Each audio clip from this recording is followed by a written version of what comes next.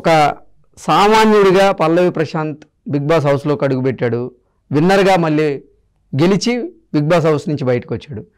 అయితే ఆ final day రోజు మాత్రం పల్లవి ప్రశాంత్ కోసం ఎంతోమంది అభిమానులు అన్నపూర్ణ 7 ఎకర్ స్టూడియో దగ్గరికి రావడం చూసాం.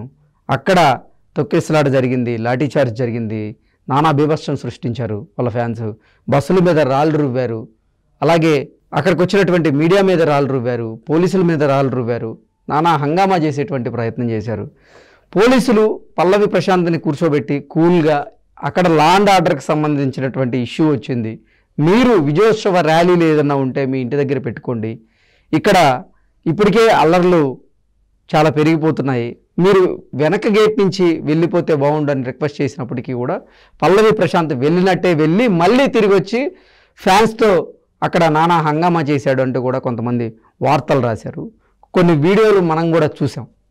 ఏంటి అసలు పల్లవి ప్రశాంత్ వెనక్కి వెళ్ళి మళ్ళీ అంటే వెళ్ళిపోయి వెనక్ గేట్ నుంచి మళ్ళీ రావడానికి కారణం ఏంటి?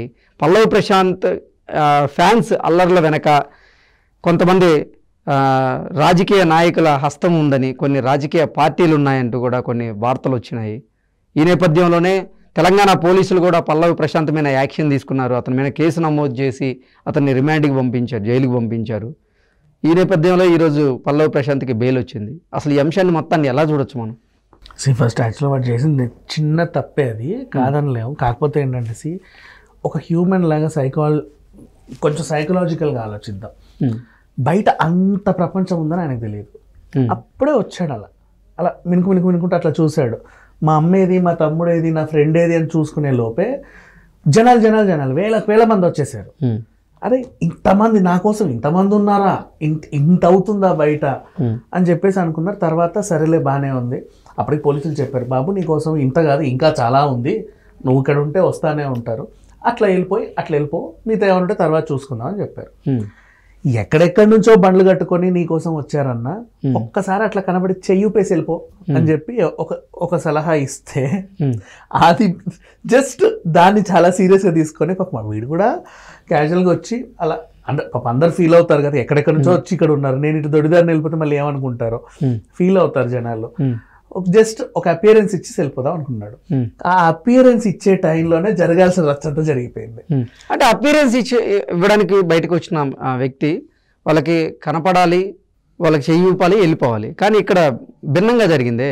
అతను కారులోంచి బయటికి రావడం, తగ్గేదేలే అనడం, అంటే పోలీసులతో వాగ్వివాదానికి దిగడం. ఇప్పుడు ఎక్కడైనా సరే ప్రేక్షకులు వచ్చినప్పుడు ఈవెన్ జబర్దస్త్ కమెడియన్లు బయటికి వచ్చినా కూడా, పోనీ పవన్ కళ్యాణ్ గారు వచ్చినా కూడా ఇట్లా అనండి అన్నా, అట్లా అనండి అన్నా, ఆ స్టెప్ చేయండి అన్నా, ఇది చేయండి అన్న అని అడుగుతారు. కామన్ అదే. ఇప్పుడు రజనీకాంత్ గారు వచ్చినా ఇట్లా కళ్ళజోడు తీయమంటారు, ఏదో సంథింగ్ ఒక చిన్న మేనరిజం ఉంటుంది. వీడి మేనరిజం ఏంటో తగ్గేదేలే అన్న, ఒక్కసారి ఆ స్టెప్ అన్నా చాలా మేము చూసి తరించి వెళ్ళిపోతామంటే సరేలే అని చెప్పి వాళ్ళందరి కోసం తొడగొట్టి నార్మల్ టైంలో అతను చేసినా ఎవరు తప్పు పట్టేవాళ్ళు కాదేమో, కానీ అక్కడ సిచ్యువేషన్ కొంచెం బ్యాడ్ గా ఉంది. ఆ హాయ్ సెకండ్స్ పరిణామమే. జస్ట్ లేచి ఒకసారి తొడగొట్టేసి తగ్గేదేలే అని చెప్పి కార్ దిగి వెళ్ళిపోవాలి వాడు, అంతే. ఈ టైంలోనే జరగాల్సిన రచన జరిగిపోయింది. ఏం చేశారు, అప్పుడు వెనక నుంచి అమర్దీప్ వెళ్ళిపోతుంటే వాళ్ళ కార్ అద్దాలు ఏదో పగలు కొట్టారని, నెక్స్ట్ ఆర్టీసీ బస్సులు ధ్వంసం అయ్యాయి, పెద్ద రచ్చ చేశారు. ఇంకా చెప్పాలంటే నాటు బాంబులు తెచ్చుకున్నారంట, అంటే స్టూడియో మీద వేద్దారు. వీడియోలు కూడా చెప్పారు, పల్లవి ప్రశాంత్ కనుక కప్పు ఇవ్వకపోతే ఈ రోజు స్టూడియో మొత్తం తగలబెట్టేస్తామని చెప్పి డైరెక్ట్ గా చెప్పారు జనాలు.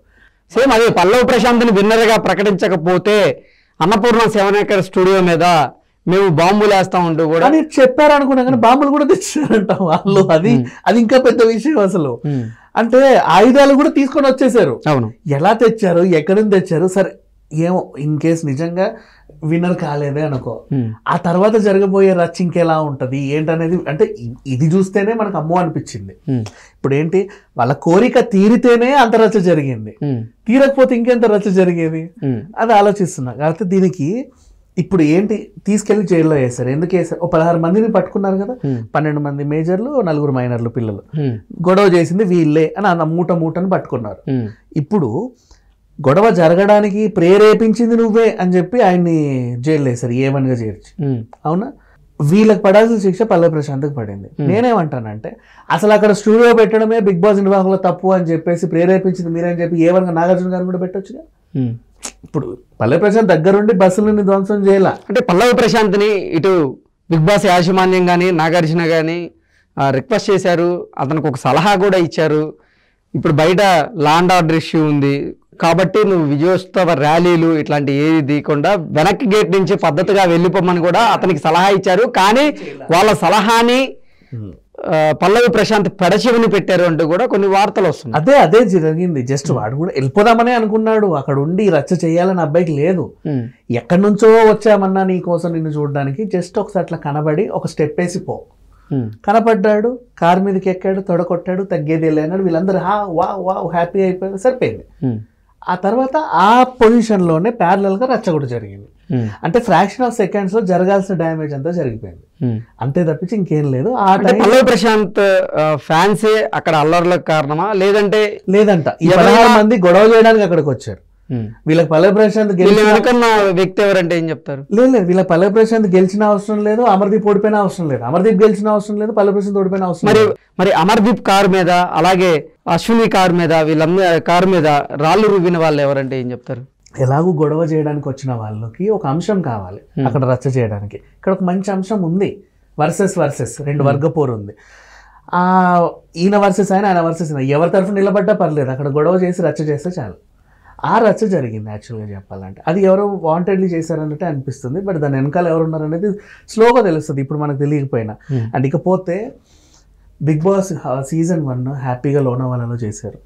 వాళ్ళు ఎలిమినేట్ అయ్యి ఎయిర్పోర్ట్కి వచ్చే వరకు తెలియదు మనకి, అవునా? ఇంతకుముందు అలాగే ఉండదు, శంషాబాద్ నుంచి వచ్చేవాళ్ళు కాబట్టి. సీజన్ 2 అంశంలో కూడా కౌశల్ ఆర్మీ అని ఒక ఆర్మీ క్రియేట్ అవ్వడం, అప్పుడు కూడా రచ్చ చేసేటువంటి ప్రయత్నం చేశారు. కానీ ఇంతగానో అసలు ఇప్పుడు అల్లర్లు జరిగినటువంటి సందర్భం లేదు. మాత్రమే ఎందుకంటే సీజన్ 1 లోనావాలాలో జరిగింది, సీజన్ 2 ఇక్కడ అంత రచ్చ జరిగింది. అప్పుడు సీజన్ 3 మళ్ళీ అక్కడ పెట్టొద్దుగా, అవునా? 3, 4, 5 ఓటీటీ కూడా మళ్ళీ అక్కడ జరిగితే 3, 4, 5కి 6కి కూడా ఇప్పుడు ఇంత పెద్ద ఎత్తున అల్లర్లు జరిగినటువంటి సందర్భం మనం చూడలేదు. ఏమో ఫ్యూచర్ లో కూడా అవ్వచ్చు, ఏ సీజన్ కి ఎవరు వస్తారో మనకు తెలియదు. సో అట్లా ఫస్ట్ సీజన్ 7వ దేశం దాటి చేశారు, బాగానే నడిచింది. అప్పటి నుంచి కంటిన్యూ, అదేంటి 6 సంవత్సరాల అగ్రిమెంట్ ఉంది కాబట్టి ఓటీటీ వరకు చేశారు. మొన్నటితో ఈ సీజన్ నుంచి అగ్రిమెంట్ అయిపోయింది. అగ్రిమెంట్ కాస్త మళ్ళీ రీ అగ్రిమెంట్ చేయించుకొని మళ్ళీ 6 సంవత్సరాలు పొడిగించుకున్నారు అప్పటికి కూడా. సో అది రచ్చ జరుగుతుంది. ఇంకోటి అక్కడ రోడ్డు మధ్యలో ఉంది, అది పక్కనే మెట్రో స్టేషన్. అండ్ నెక్స్ట్ ఏంటి, పొద్దున అందులో వేసే పాటలు అందరికీ తెలుసు, ఎవడు ఎలిమినేట్ అవుతాడో అందరికీ తెలుసు, అక్కడ జరిగేవన్నీ అందరికీ తెలుసు. పైన ఆఫీసులలోకి వెళ్ళి చూస్తే హౌస్ అంతా కనపడుతుంది, లైవ్ ఇట్లా చూడొచ్చు లైవ్ గా. ఇంకా ఈ లైవ్ కూడా హాట్స్టార్ కంటే బీభత్సమైన లైవ్ అది. సో ఆ విధంగా జరుగుతుంది. ఆ టాస్క్లన్నీ చూస్తున్నారు జనాలు, తీసేయొచ్చు అక్కడ నుంచి. కాకపోతే ఆ రెంట్ బాగుంటుంది, పెద్ద సంస్థ, ఎండమోషన్ ఇంటర్నేషనల్ సంస్థ అన్నపూర్ణ స్టూడియోని అసలు మంచి కొన్ని 6 ఏళ్ల పాటు బతికిస్తుంది, బాగుంటుంది అని చెప్పేసి కకృతి పడి అక్కడ పెట్టుకున్నారు. ఇప్పుడు ఆ కకృతికి వీళ్ళని అనాలి యాక్చువల్గా. పాప మా పిల్లోడు ఏం చేసి, ఈ రోజు పల్లవి ప్రశాంత్, రేపు ఇంకొక సుశాంత్, ఎల్లుండి ఇంకొక ఏశాంత్, అంతే కదా. వాళ్ళకు కూడా ఏ బిడ్డో వస్తాడు, వాళ్ళకి అభిమానులు వస్తారు, వాళ్ళు రచ్చ చేస్తారు, స్టూడియో దగ్గర పెడతారు, ఏవేవో చేస్తారు. నడిబొడ్డున స్టూడియో ఉంది, గొడవలు అవుతున్నాయని తెలిసినప్పుడు సీజన్ 2కే వీళ్ళకి తెలుసు. అప్పుడు సీజన్ 3 నుంచి అక్కడ చేయడం మానేయాలి.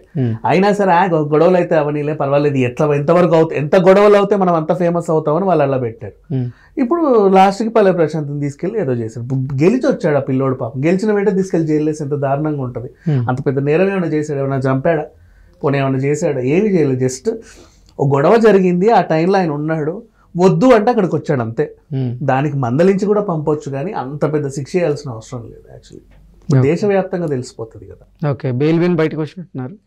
బెయిల్ మీద బయటకు వచ్చాడని వార్తలు వస్తున్నాయి. దానికి కూడా షరతులతో కూడిన బెయిల్, ఎవరికి ఇంటర్వ్యూలు ఇవ్వద్దు, ఏమీ చేయొద్దు, ఇంట్లోనే కూర్చోవాలి, మళ్ళీ నిన్ను చూడడానికి వస్తారు, మళ్ళీ రచ్చ జరుగుతుంది, నెక్స్ట్ మేము పిలిచేంత వరకు నువ్వు సైలెంట్గా ఇంట్లోనే కూర్చోవాలి, ఇట్లాంటివన్నీ కొన్ని పెట్టారు. మరి ఈ షరతులు బిగ్ బాస్కి వర్తిస్తే చూడాలి. ఎందుకంటే బయటకు వచ్చాక వాళ్ళకు కాంట్రాక్ట్ ఉంటుంది, 6 నెలల వరకు నేను ఎప్పుడు పిలిస్తే అప్పుడు రావాలి, ఎప్పుడు ఏ షోకి గెంతమంటే వచ్చి గెంతిపోవాలి అని ఒకటి ఉంటాయి వాళ్ళకి. పండగకి, పబ్బాకి, new year event, December event, ఈ క్రిస్మస్ స్పెషల్ ఈవెంట్లు ఉంటాయి. మరి ఆ టైంకి పల్లవి ప్రశాంత్ అటెండ్ అవుతాడా లేదా? అవ్వకపోతే బిగ్ బాస్ యాజమాన్యం ఆ రూల్స్ బ్రేక్ చేసినట్టు మళ్ళీ వాళ్ళు ఏం చేస్తారు, ఇవన్నీ నెక్స్ట్ చూడాలి.